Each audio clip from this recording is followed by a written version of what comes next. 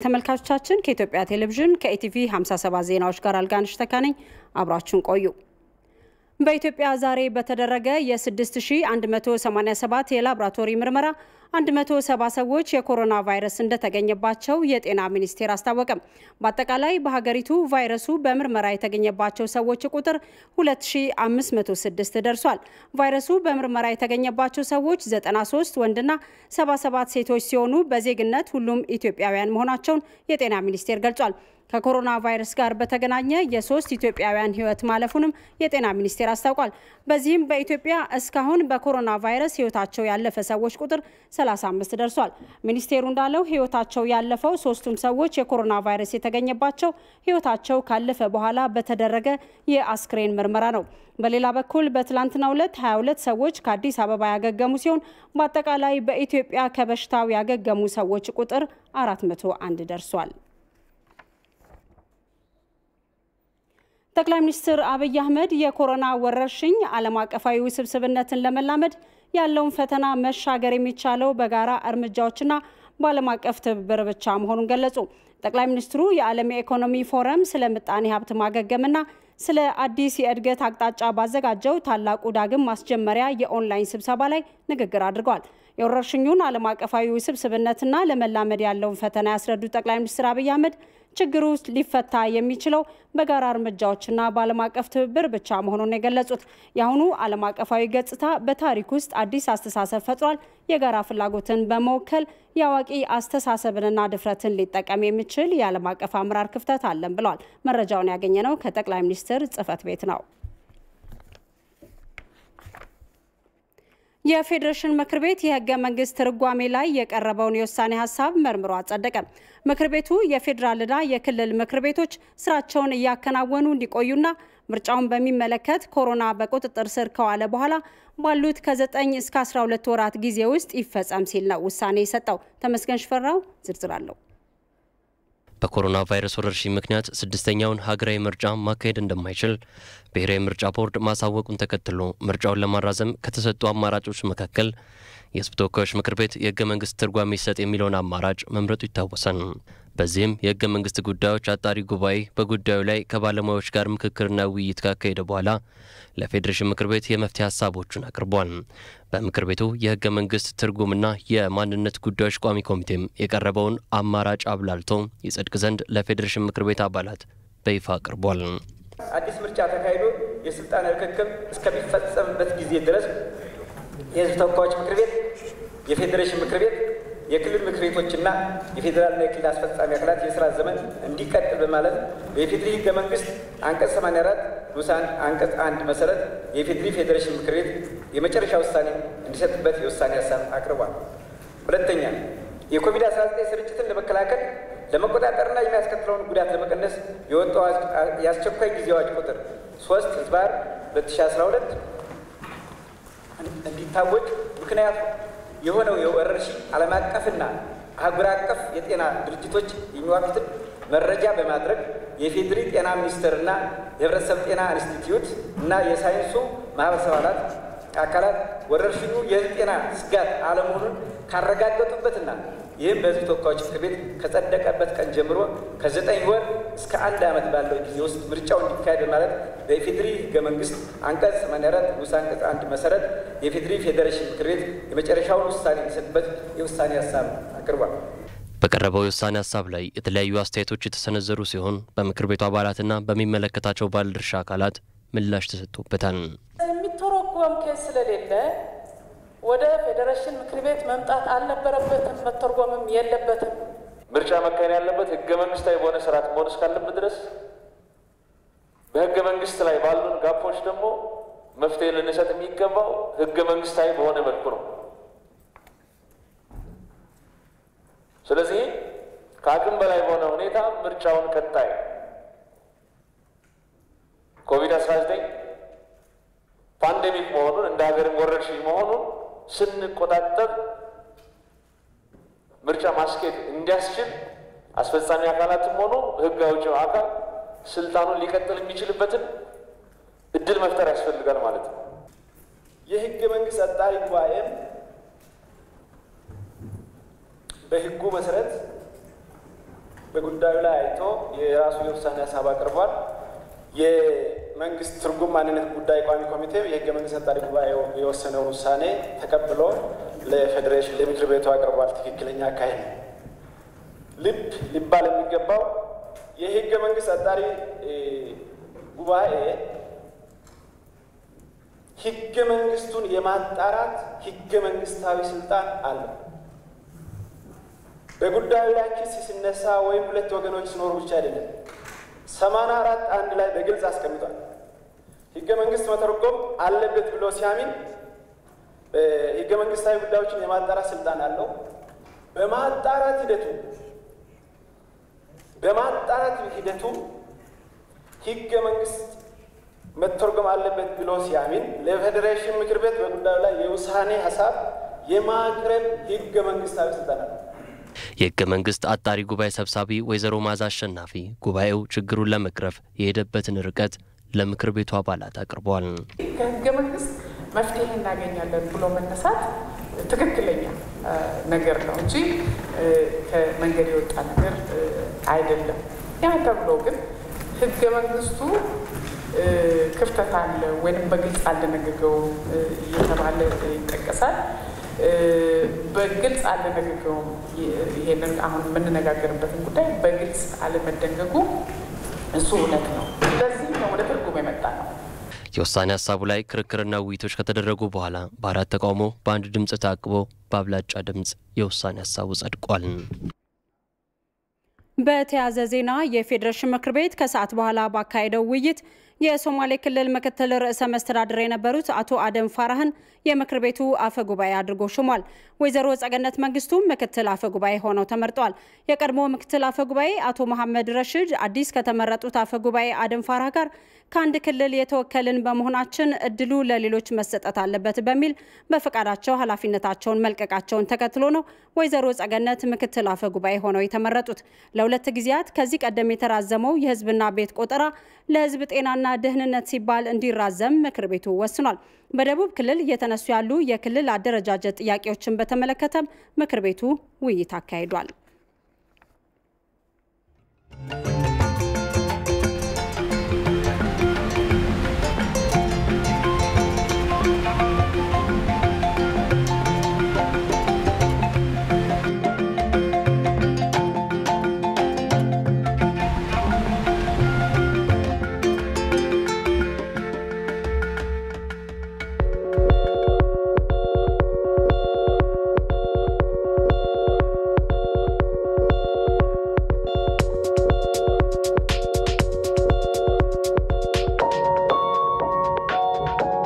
ኢትዮጵያ ውስጥ ከ50 ሚሊዮን በላይ ህዝብ የኤሌክትሪክ ላይት አያገኝም። በ21ኛው ክፍለ ዘመን አሁንም በኩራዝ ይጠቀማል። ዛሬም የኢትዮጵያ እናቶች ወገባቸው እስኪጎብጥ ለማመን የሚከብድ እንጨት ተሸክመው ልጆች ያስተምራሉ።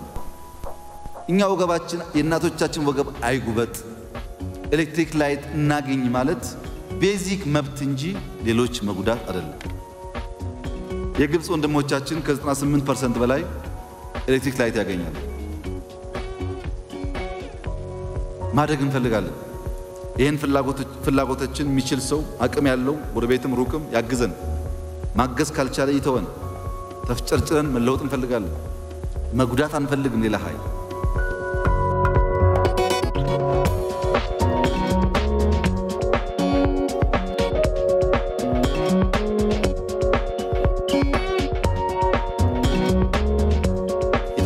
ጠብቅ በ4 ዓመት 20 ቢሊዮን ዛፍ እንትከል። እንደዚህ ያለ በዓለም ውስጥ አንድም ሀገር የለም።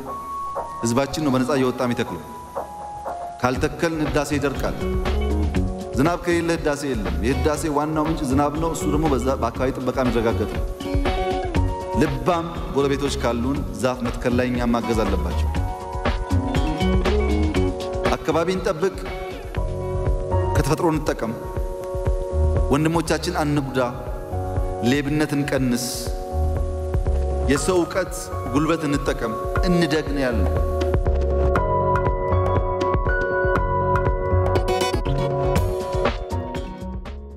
የህዳሴ ግድብን ወደ ተመለከቱት ዜናዎች አልፋለሁ። በፍትሃዊነት በእኩልነትና በትብብር እንጠቀም የሚለው የኢትዮጵያ አቋም በዓለም ዲፕሎማሲ ተቀባይነት ያለው መሆኑን በአዲስ አበባ ዩኒቨርሲቲ የፖለቲካል ሳይንስ ምሁሩ ዶክተር ደመቀ አጭሶ ተናገሩ። ኢትዮጵያ፣ ሱዳንና ግብጽ ወደ ሶስትዮሽ ድርድሩ መመለሳቸው ኢትዮጵያ ብሔራዊ ጥቅሟን ለማስጠበቅ እንደሚያስችላትም ነው ዶክተር ደመቀ አጭሶ የተናገሩት። ሙሉ ግርማይ ዝርዝር አለው። በታላቁ የህዳሴ ግድብ ላይ ግብጽ ወደ ሶስትዮሽ ድርድር መመለሷን ተከትሎ ሀገራቱ በግድቡ የሙሌትና ዓመታዊ የውሃ አለቃቀቅ በተመለከተም በበየነ መረብ የቪዲዮ ኮንፈረንስ ማክሰኞ ዕለት ጀምረዋል። ሀገራቱ የሶስትዮሽ ድርድር ደቡብ አፍሪካ፣ አውሮፓ ህብረትና አሜሪካ በታዛቢነት ተካፍለውበታል። ሀገራቱ ዳግም ባስቀጠሉ ድርድር የድርድር ስርዓቱን አስመልክቶ የሚኖሩ ታዛቢዎችን ስለ ድርድሩ አካሄድና ዋና ዋና ባልተቋጩ የድርድሩ ሁኔታን በተመለከተም ተነጋግረዋል። ነገር ግን የታዛቢዎቹ ሚና ምን ይሆን የሚለው ጉዳይ ላይ በሀገራቱ መካከል መግባባት ላይ አልተደረሰም። ሀገራቱ ዛሬን ጨምሮ በቀጣይ ቀናት ተከታታይ ውይይቶችን ለማድረግ መግባባት ላይ ደርሰዋል። የሶስቱ ሀገራት ድርድር የመጀመሪያ ሙሌትና ዓመታዊ የውሃ አለቃቀቅ ላይ ብቻ የተወሰነ መሆኑንም የኢትዮጵያ የውሃ መስኖና ኢነርጂ ሚኒስቴር ገልጿል። ሀገራቱ የጀመሩትን ድርድር በማስመልከት በአራት ማዕዘን ዜና ላይ ትንታኔ የሰጡት በአዲስ አበባ ዩኒቨርሲቲ ፖለቲካል ሳይንስና የዓለም አቀፍ ግንኙነት መምህርና በውሃ ፖለቲካ ዘርፍ ጥናትና ምርምሮችን የሰሩት ዶክተር ደመቀ አጭሶ አሁን የተጀመረው ድርድር ኢትዮጵያ ብሔራዊ ጥቅሟን ልታረጋግጥበት የምትችልበት መሆኑን አብራርተዋል። ኢትዮጵያም ግብጽም በዲፕሎማሲ መድረክ በዓለም ላይ ያው የራሳቸውን ስራ ሰርተዋል። ነገር ግን የኢትዮጵያ ሞር የተሻለ ውጤት አምጥቷል ብዬ ነው ማስበውና ስለዚህ አደራዳሪዎቹ ሚናቸውን ቀንሰው ዓለም ባንክም አሜሪካም ብቻ የነበሩት አሁን ሌላ አደራዳሪ አይነት ወይም ታዛቢ የሚመስሉ ሀገራትን አስገብተው የውሃ ጉዳይ ግን የዲፕሎማሲ ጉዳይ በበላይነት መመራት ያለበት አሁንም በግብጽ በሱዳንና በኢትዮጵያ መካከል እንደሆነ ታምኖበት የመጣ ድርድር ስለሆነ ፋይዳው ላቅ ያለ ነው። ከዚህ በኋላ ኢትዮጵያ ብሔራዊ ጥቅሟን ለግብጽ አሳልፋ ትሰጣለች የሚባል ዘመን አክትሟል ብዬ ነው ማስበው። ኢትዮጵያ ከ2010 ዓ.ም ጀምሮ በአባይ ላይ ያካሄደች ያለችው ዲፕሎማሲ ተጠናክሮ መቀጠሉን የሚናገሩት ዶክተር ደመቀ በፍትሃዊነት በእኩልነትና በትብብር እንጠቀም የሚለው የኢትዮጵያ አቋም ባለብ ዲፕሎማሲ ተቀባይነት ያለው አካሄድ ነው ብለዋል። ኢትዮጵያ ከጥንት ጀምሮ ወንዙ የኔ ብቻ ነው ብላ አታውቅም። መቼም ቢሆን እንዲህ አይነት አቋም አራምዳ አታውቅም።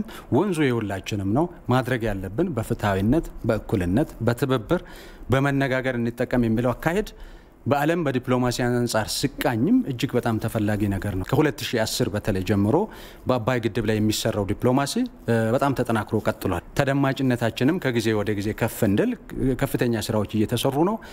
ግራጁዋልም ኢትዮጵያ እንግዲህ የአፍሪካ ዲፕሎማሲ ቮይስ እየተባለችም እየተሞካሸች ትገኛለች። ሃይድሮፖለቲክስ ሃይድሮ ዲፕሎማሲ ደግሞ ከዛም ላቅ ብሎ ሄዷልና ጥሩ ነገር ነው። ኢትዮጵያ በሶስትዮሽ የድርድሩ ሂደት ላይ ጥበብ በተሞላበት መልኩ ብሔራዊ ጥቅሟ ላይ ትኩረት ማድረግ እንደሚያስፈልጋት ነው ዶክተር ደመቀ አጭሶ የተናገሩት። ትኩረት መደረግ ያለበት ሁሉ ጊዜም አሁን ብሔራዊ ጥቅማችን ላይ ነው። ከአባይ የምናገኘው ከህዳሴ ግድብ የምናገኘው የህዝቡ የልብ ትርታ ምን ይመስላል፣ እኛ የያዝነው አቋም ምን ይመስላል የሚባለውን ነገር እሱን አስምረ እነኚህ ታዛቢም ሆኑ አደራዳሪ ሆነው የሚገቡ ሀገራት የኢትዮጵያን ብሔራዊ ጥቅም መንካት በጀመሩ ሰዓት ከዲፕሎማሲ መድረክ ከራውንድ ቴብል ኔጎሺዬሽን የማፈግፈግ መብት የተጠበቀ ነው።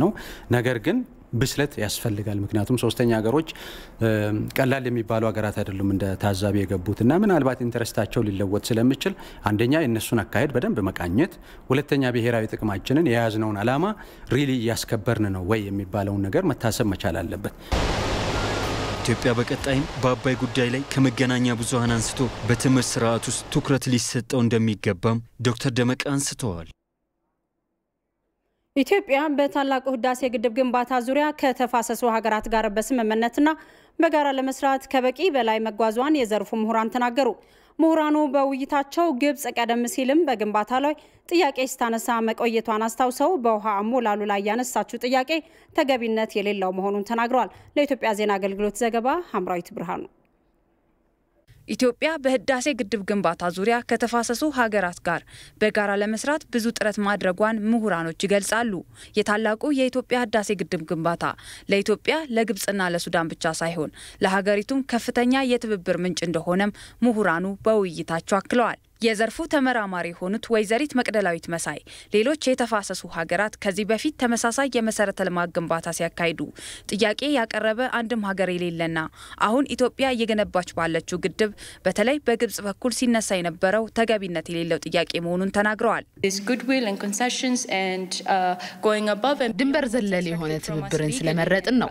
ነገር ግን እየሆነ ያለው ይህ አይመስልም። ስለዚህ ኢትዮጵያ ቀደም ሲል የተከደበትን ውይይቶች ከግምት ውስጥ በማስገባት ወይም በማጤን በቀጣይ የሶስትዮሽ ውይይቶች ላይ የራሷን አቋም መያዝ አለባት። በመሆኑም ኢትዮጵያ ዜጎቿን ከጨለማ ለማውጣት እየገነባች ያለችው ግድብ ይጎዳናል የሚለው ሐሳብ ተቀባይነት የሌለው መሆኑንም ወይዘሪት መቅደላዊት አብራርተዋል። ስለዚህ እነዚህ ሁሉም ስምምነቶችና ውይይቶች በግድቡ አሞላልና አስተዳደር ላይ ከኢትዮጵያ ኃላፊነት ውጪ የሆኑ አይደሉም። እነዚህ ሀገራት እንዲሳተፉ የተደረገው በመልካም ፈቃድና ትብብር ነው። ምክንያቱም ኢትዮጵያ የዚህ ውይይት አካል እንድትሆን የሚያስራት የህግ ማዕቀፍ የለም። በመልካም ፈቃድና መግባባት ላይ ተመስርተን በህግም ሆነ በዓለም አቀፍ ህጎች ከሚጠበቅብን በላይ እየሄድን ነው።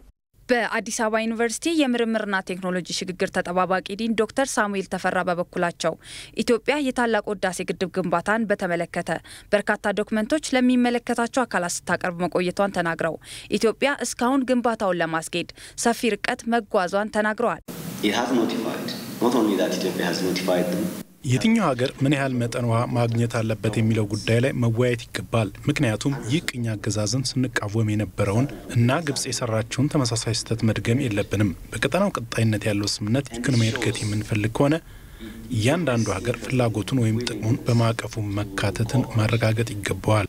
የታላቁ የኢትዮጵያ ህዳሴ ግድብ ግንባታ በመጪው ክረምት የመጀመሪያውን ዙር 4.9 ቢሊዮን ሜትር ኪዩብ ውሃ ለመሙላት ዝግጅት መደረጉንና የግድቡ አጠቃላይ አፈጻጸም 73.7% መድረሱን መረጃዎች ያመለክታሉ። ኢትዮጵያውያን የፖለቲካ ልዩነታቸውን ወደ ጎን በመተው በግድቡ ዙሪያ ወጥ አቋም መያዝ እንዳለባቸው በራስ ተነሳሽነት በተለያዩ ዓለም አቀፍ የአረብ ሚዲያዎች ላይ በመቅረብ ውይይቶችን በማድረግ የሚታወቀው መሐመድ አልአሩሲ ተናገረ። በኢትዮጵያ የአረቡን ዓለም ተደራሽ የሚያደርግ ጠንካራ የሚዲያ ተቋም ባለመኖሩ በህዳሴው ግድብ ዙሪያ ለሚነዙ የተሳሳቱ መረጃዎች በቂ ምላሽ ለዓለም ተደራሽ ማድረግ እንዳልተቻለም ነው መሐመድ የሚገልጸው። ቶማስ ኃይሉ አነጋግሮታል። ስሙ መሐመድ አልአሩሲ ይባላል። ትውልዱ በሳውዲ አረቢያ ሲሆን ኢትዮጵያዊ ነው። በህዳሴው ግድብ ዙሪያ ግብጽ የአረቡ ዓለም የተሳሳተ መረጃን እንዲኖረው ስታደርግ አላስችል ብሎት በራስ ተነሳሽነት በርካታ ዓለም አቀፍ የአረቡ ሚዲያዎች ላይ በመቅረብ ከግብጽ ፖለቲከኞች እስከ ጋዜጠኞችንና ሌሎችን በእውነተኛ መረጃ ላይ ሞግቷል፣ ተወያይቷል። ከኢቲቪ ጋር በነበረው ቆይታም ግብጾች ኢትዮጵያ ውስጥ ያለውን የሐሳብ ልዩነት የህዳሴውን ግድብ ለማደናቀፍ እየተጠቀሙበት ነው የሚለው። أن أجد بلادي ذات تنمية واسعة لشعبها ያለኛ ሀገር ፍቅር ስሜት ነው በህዳሴ ግድብ ዙሪያ ትክክለኛ መረጃ ለዓለም እንዳደርስ ምክንያት የሆነ። ሌላው ደግሞ ኢትዮጵያ የራሷን የተፈጥሮ ሀብት የመጠቀም መብት አላት። በኢትዮጵያ ጉዳይ ላይ የግብጽ ጣልቃ ገብነት በጣም ጉልህ ነው። በሀገር ውስጥ ያለውን አለመረጋጋትና የሐሳብ ልዩነት በመጠቀም ሀገራችን ውስጥ ችግር በመፍጠር ግድቡ እንዳይገነባ ጥረት እያደረጉ ነው። ይህንን ታዲያ መመከትና እውነቱን ማጋለጥ ያስፈልጋል። መሐመድ ካደረጋቸው በርካታ ሞጋጭ ቃለ መጠይቆች እንደተረዳው ከሆነ ታዲያ ግብጾች በፖለቲካ አቋም ቢለያዩም በአባይ ወንዝና በህዳሴው ግድብ ዙሪያ ተመሳሳይ አቋም ነው ያላቸው ነው የሚለው። لكافة الأطراف في ملف سد النهضة በግብጽ ያሉ ፖለቲከኞችም ሆኑ የተቃዋሚ ኃይሎች በአባይ ጉዳይ ላይ ተመሳሳይ አቋም ነው ያላቸው። እኛ ኢትዮጵያውያን እውነት በእጃችን ላይ ቢሆንም እነሱ ግን የውሸት ፕሮፓጋንዳ በመንዛትና በማደናገር ተመሳሳይ ሐሳብ ነው የሚያራምዱት። ይህንን ኢትዮጵያውያኖች ከነሱ መማር አለብን። በአባይ ወንዝና በህዳሴ ግድብ ዙሪያ ሁሉም ተመሳሳይ አቋም ማራመድ አለበት። ልክ እንደ ግብጽ ሚዲያዎች ሁሉ የኢትዮጵያ ሚዲያዎችም ስለ ህዳሴው ግድብ በስፋት መረጃ መስጠት እንዳለባቸው መሐመድ ተናግሯል። خاصة وأننا في أطراف يعني مع أطراف عربية የኢትዮጵያ የሚዲያ አውታሮች በሚገባ በአባይ ጉዳይ ላይ ሊከተሉት የሚገባ ፖሊሲና አቅጣጫ መወሰን አለባቸው። ይህ ደግሞ ስለ ግድቡ ዋነኛ ጉዳያቸው በማድረግ የህዝቡን ተነሳሽነትን መጨመር አለባቸው። በሌላ በኩል ግን ስለ አባይ ጠንካራ መረጃ ለግብጽና ለሱዳን የሚያቀርብ የሚዲያ ተቋም መገንባት ያስፈልጋል። ታዲያ ኢትዮጵያኖች የውስጥ ችግሮቻቸውን በመቅረፍ ለህዳሴው ግድብ ግንባታ አስተዋጽኦ ማድረግ አለባቸውም ነው የሚለው መሐመድ አልአሩሲ። أن الحكومة اليوم መልእክት ማስተላለፍ የምፈልገው በሀገር ውስጥም ሆነ በውጭ ሀገራት የሚኖሩ ኢትዮጵያውያን የሀገራችንን ልማት ለማፋጠን ሁሉም መረባረብ አለበት። የሚፈጠሩ ችግሮችን ወደ ጎን በመተው የህዳሴው ግድብ እንዲጠናቀቅ የሁላችንም ግዴታ መሆን አለበት። መንግስትም ግድቡ እንዲጠናቀቅ እየወሰደ ያለው እርምጃ የሚበረታታ ስለሆነ መተባበር አለብን። ከ20 በላይ ዓለም አቀፍ የአረብ ሚዲያዎች ላይ ቀርቦ ከ80 እስከ 100 ቃለ ምልልሶች ውይይቶችና ክርክሮችን ያደረገው መሐመድ አልአሩሲ በቀጣይም ይህ ተግባሩ የህዳሴው ግድብ እስኪጠናቀቅ ድረስ እንደሚቀጥልም ነግሮናል። معنويا فإن شاء الله سائرون إلى الأمام وشكرا لكم. عفوا. የታላቁ የኢትዮጵያ ህዳሴ ግድብ የሶስትዮሽ ድርድር ዛሬም ቀጥሎ ውሏል። የሶስትዮሽ ድርድሩ የታላቁ የኢትዮጵያ ህዳሴ ግድብን የውሃ ሙሌትና ዓመታዊ የውሃ አለቃቀቅን በተመለከተ በኢትዮጵያ በሱዳንና ግብጽ መካከል በበይነ መረብ የቪዲዮ ኮንፈረንስ የሚደረግ ነው። በደቡብ አፍሪካ በአውሮፓ ህብረትና በአሜሪካ ታዛቢነት በቀጠለው ድርድር ሶስቱም ሀገራት የውሃ ሙሌትና ዓመታዊ አለቃቀቅ ሰነዳቸውን አቅርበዋል። ውይይቶቹም የሚቀጥሉ ይሆናሉ።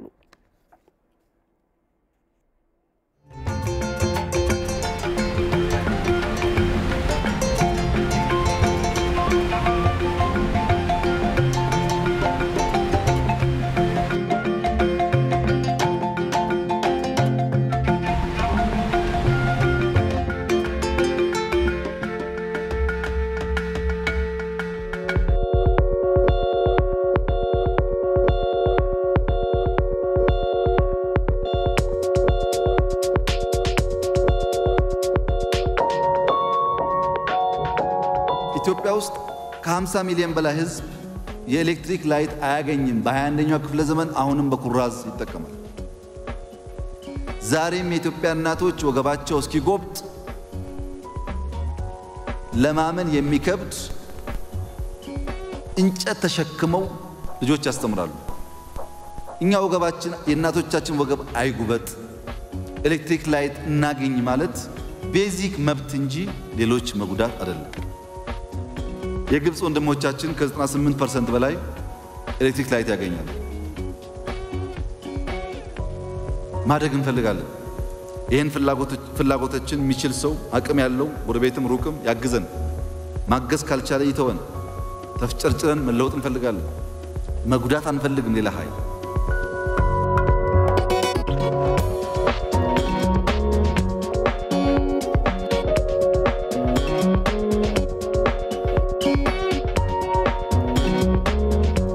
የተፈጥሮ ሀብት እንጠብቅ።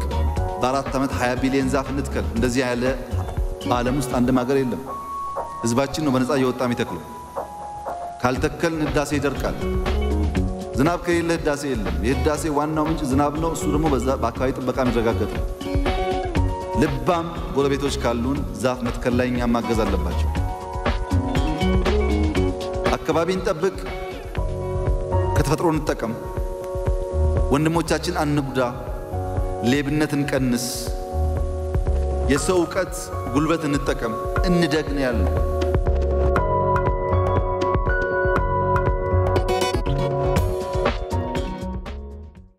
የ57 ዜናዎች እንደቀጠሉ ናቸው። ህወሓት ባለፉት ዓመታት በስልጣን ላይ ለመቆየት በህዝቦች መካከል ግጭትና መጠራጠር በመፍጠር የተጠቀመውን ስትራቴጂ በትግራይ ህዝብ ላይም እየተገበረው እንደሚገኝ ፖለቲከኞች ተናገሩ። ባለፉት 27 ዓመታት የድርጅቱ መሪዎች እንጂ የትግራይ ህዝብ ተጠቃሚ ባለመሆኑ ህዝቡን ከድርጅቱ ነጥሎ ማየት ይገባልም ብለዋል። አዝመራ ሞሴ ዝርዝር አለው።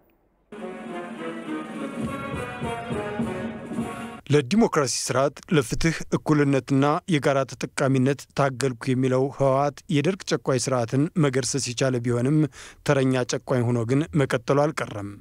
በጭቆና አገዛዙም ከመግደል ማሰርና ማሳደድ በተጨማሪ በህዝቦች መካከል መቀቃርና ግጭት በመፍጠር በስልጣን ላይ ለመቆየት መጠቀሚያ ማድረጉ ይጠቀሳል። ህወሓትን በጥራቸው ትርክቶች አሉ።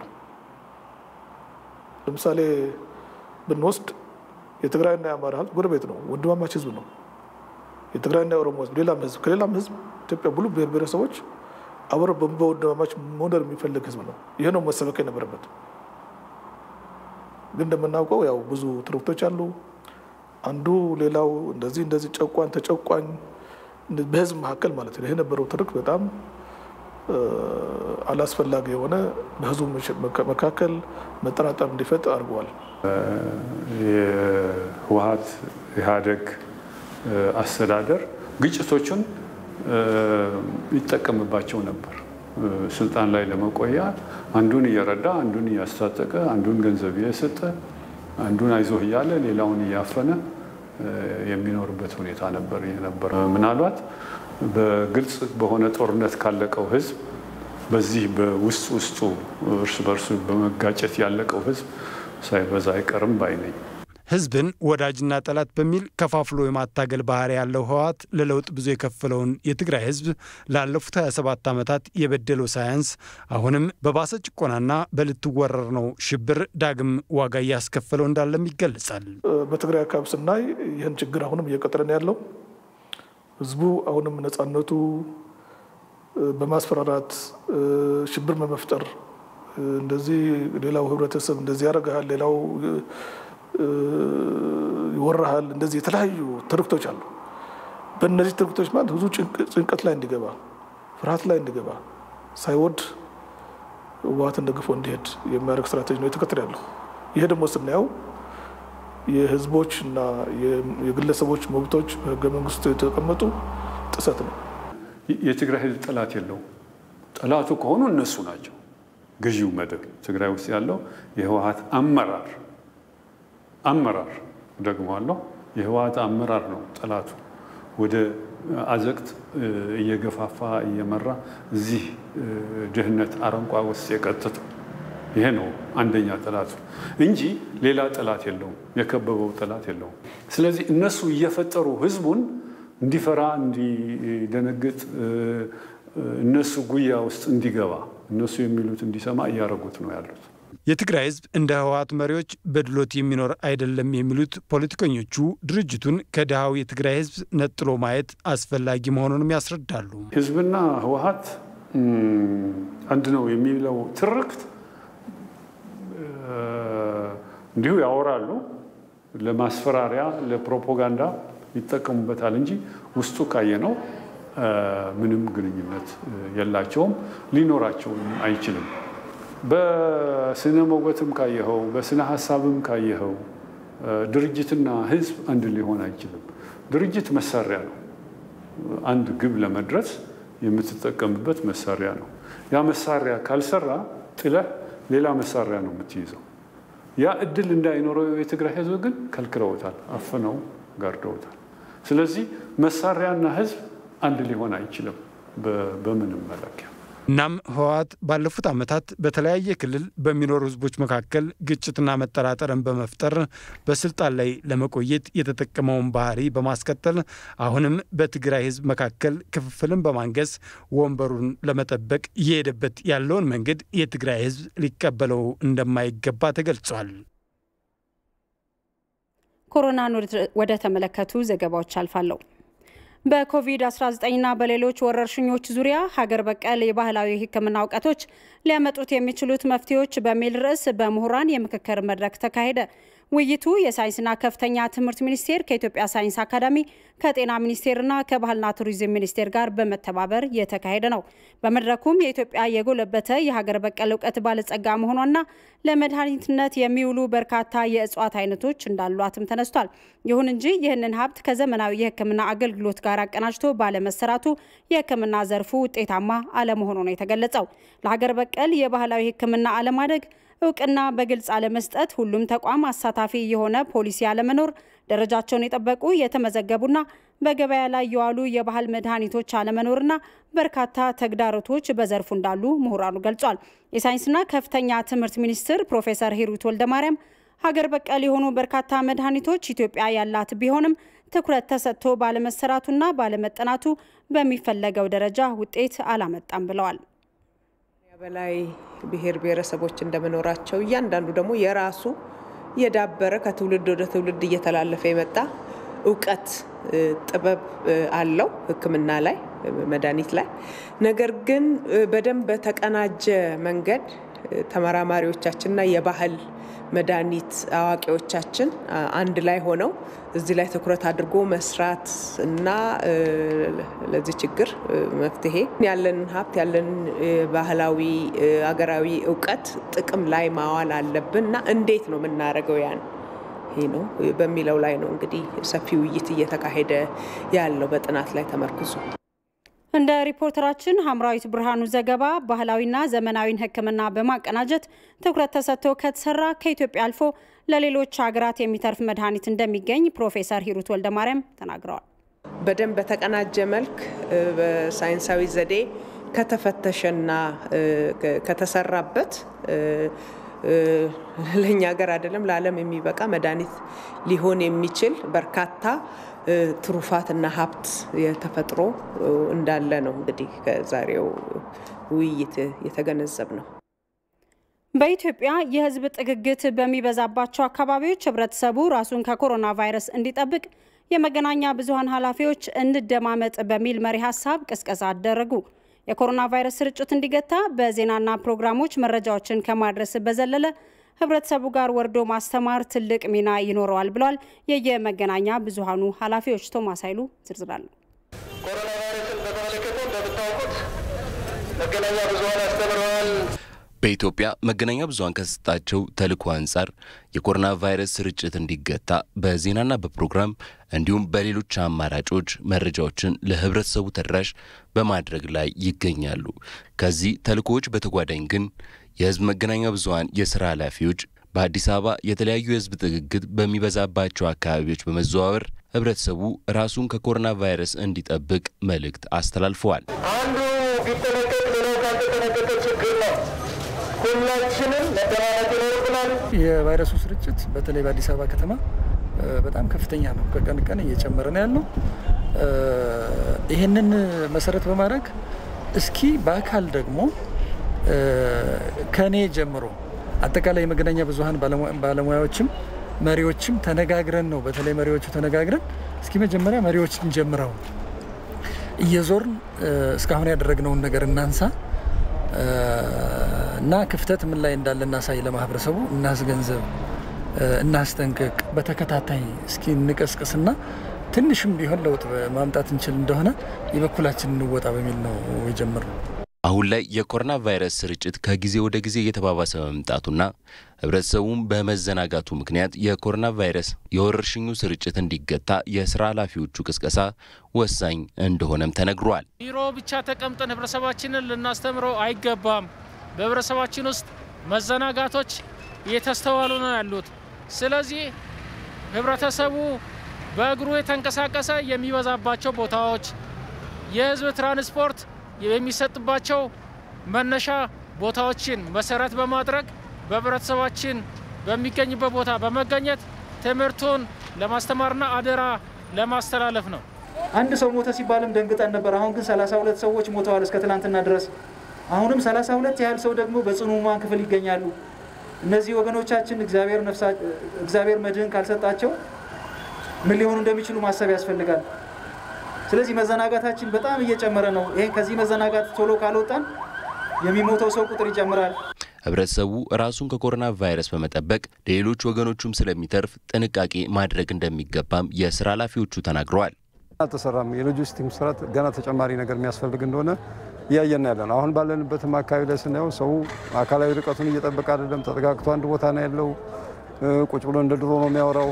ይሄ የሚያስከፍለን ዋጋ በጣም ከፍተኛ ይሆናል የሚል ግምት አለኝና ይሄ በየቀኑ ተወጥቶ መሰራት አለበት። ሚዲያው ከዚህ በበለጠም 24 ሰዓት መስራት አለበት የሚል እምነት አለኝ። በጣም ደስ ይላል። እዚህ አካባቢ ያለው ነገር ሁሉም ሰው ማስክ በአግባቡ አድርጎ ርቀቱን ጠብቆ ነው ያለው። እንደዚህ ቁጥራችን በበዛበት አካባቢ ላይ ርቀታችንን መጠበቅ መርሳት የለብንም። እዚህ ከማያችሁ ሰዎች እባካችሁ ርቀታችሁን ጠብቁ። ማስኩን በአግባቡ አድርጉ። በህብረተሰቡ ዘንድ የሚታየው መዘናጋት እንዲያበቃ መነጋገር አስፈላጊ መሆኑን የጠቅላይ ሚኒስትር ጽህፈት ቤት ፕሬስ ሴክሬታሪያት ኃላፊ አቶ ንጉሱ ጥላውን ተናግረዋል። የሚታየው መዘናጋት፣ ችላ ማለት፣ አለመደማመጥ ነው። ይሄ ችላ ማለት፣ መዘናጋትና አለመደማመጥ ያበቃ ዘንድ ዋነኛው ነገር አሁንም ማስተማር ነው፣ መነጋገር ነው፣ መወያየት ነው ብለን እናምናለን። የጋዜጠኞች ድምጽ፣ የሚዲያ ኃላፊዎች ድምጽ፣ የአመራሩ ድምጽ እንዲሰማ እያደረጉ ነው። የጤና ባለሙያዎችን እናግዛቸው፣ ራሳችንን እንጠብቅ። በስቱዲዮ ተቀምጠን ከምናስተምረው ባሻገር በህብረተሰብ ውስጥ ገብተን ደግሞ ጥሪ እናስተላልፍ። ህብረተሰቡ ከቫይረሱ ራሱን እንዲጠብቅ እየተሰራ ያለው የማንቃት ስራ ተጠናክሮ እንደሚቀጥልም ተገልጿል። በተመሳሳይ የአማራ ብዙሃን መገናኛ ድርጅት የስራ ኃላፊዎችና ጋዜጠኞች፣ የኦሮሚያ ብሮድካስቲንግ ኔትወርክ የስራ ኃላፊዎችና ጋዜጠኞች፣ የአዲስ ሚዲያ ኔትወርክ የስራ ኃላፊዎችና ጋዜጠኞች እንዲሁም የደቡብ ሬዲዮና ቴሌቪዥን ድርጅት የስራ ኃላፊዎችና ጋዜጠኞች እንደማመጥ በሚል መሪ ሀሳብ በባህር ዳር፣ በአዳማ፣ በአዲስ አበባና በሐዋሳ ከተሞች የቅስቀሳ መርሃ ግብር አካሂደዋል። የአማራ ብዙሃን መገናኛ ድርጅት ዋና ስራ አስኪያጅ አቶ ሙሉቀን ሰጥዬ ድርጅቱ ወረርሽኙ በኢትዮጵያ ከተከሰተ ጀምሮ የግንዛቤ ማስጨበጫ ስራ ሲያከናውን መቆየቱን ገለጹ። በባህር ዳር ከተማ የጎዳና ላይ ቅስቀሳው ደግሞ በበሽታው የሚያዙ ሰዎች ቁጥር እየጨመረ በመምጣቱ የህብረተሰቡን ግንዛቤ ለማሳደግ ያግዛል ብለዋል።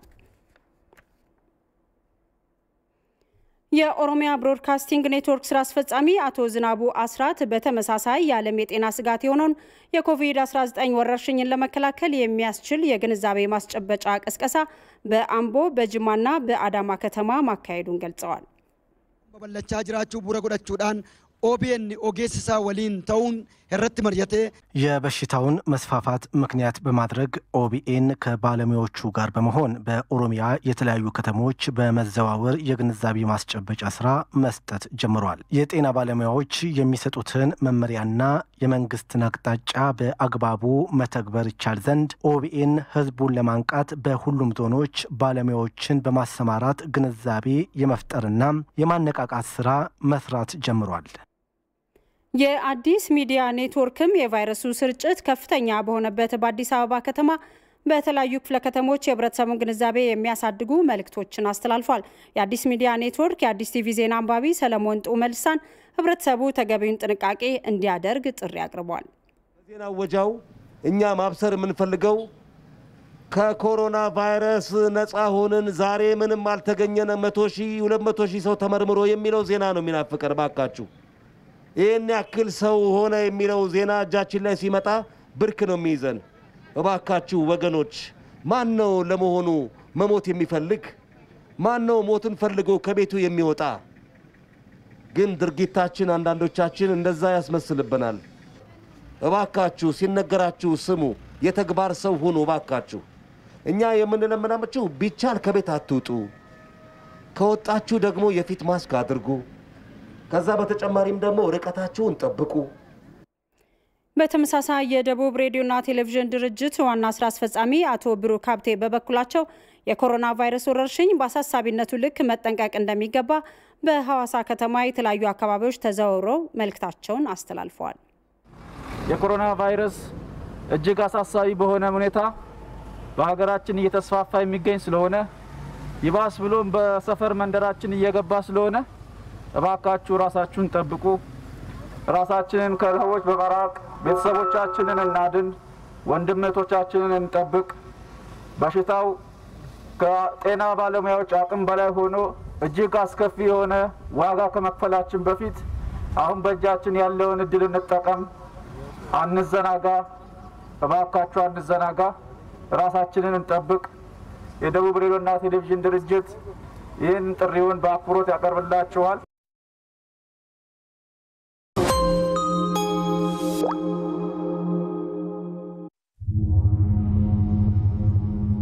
የተዋበ እቅድ ማቀድ ብቻውን የተሻለ ውጤት ለማምጣት ዋስትና አይደለም። በዘመኑ ዓለም እቅዳችንን እቅዳቸው አድርጎ የሚሰሩ አስተማማኝ፣ ዘመኑን የሚመጥን ቀልጣፋ አገልግሎት ሰጪ ኩባንያዎች ያስፈልጉናል። ከተፈጥሮ ጋር ታግሎ ወቅት ጠብቆ አርሶ ለሚበላና ለሚያበላ አርሶ አደር የሚበቃውን ያህል የአፈር ማዳበሪያ በጊዜው አለማቅረብ የሀገሪቱን ኢኮኖሚ የሚጎዳ ስህተት ነው። በ2012 የምርት ዘመን 1.5 ሚሊዮን ሜትሪክ ቶን የአፈር ማዳበሪያ በየብስና በባህር አጓጉዞ በወቅቱ አርሶ አደሮች ደጅ ማድረስ የመጀመሪያ ትልቁ ኃላፊነት ነው። የኢትዮጵያ የባህር ትራንስፖርትና ሎጂስቲክስ አገልግሎት ድርጅት ዘንድሮ ማዳበሪያ በሽበሽ ነው። ለውጭ ኩባንያዎች ይወጣ የነበረውን የውጭ ምንዛሪ በማስቀረት ሀገር ቤት ውስጥ ለአቅም የመገንባት ስራ ሊሰራ ችሏል እና የሀገር ውስጥ አቅም መፍጠር በመቻላችን ትልቅ ደስታ ነው የሚሰማኝ።